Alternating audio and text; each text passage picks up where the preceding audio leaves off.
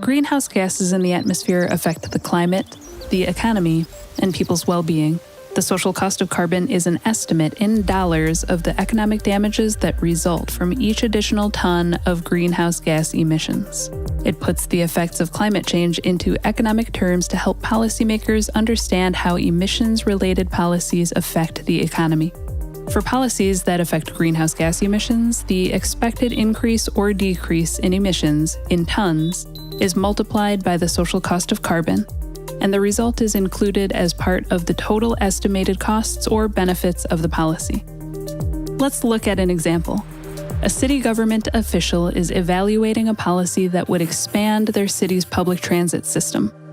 To make an informed decision on whether or not to implement the policy, policymakers often evaluate and sum all of the costs and benefits that will accrue each year into the future. Let's start by looking at the costs and benefits in just the first year of the policy. The total infrastructure costs in the first year are estimated to be $50 million. The benefits in the first year are estimated to include $5 million in revenue from increased ridership and $10 million in health benefits from decreased local air pollution and increased walking. In order to calculate the policy's climate benefits in a given year, we need to multiply the reduction in CO2 emissions by the social cost of carbon.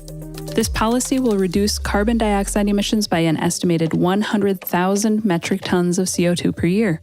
If, for example, the social cost of carbon is estimated as $50 per metric ton, then the benefits from avoided climate damages would equal $5 million in the first year.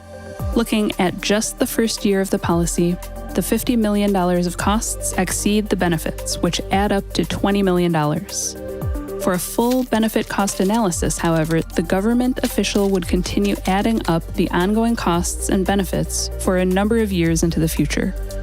Because infrastructure costs primarily occur in the first few years and benefits from emissions reductions will continue each year into the future, the total benefits from the project may outweigh the total cost of the project in just a few years. Without the social cost of carbon to account for the climate benefits of policies, the ongoing benefits of avoided climate change might be missed in policy analysis assessing other costs and benefits. The social cost of carbon is used around the world to inform billions of dollars of policy and investment decisions.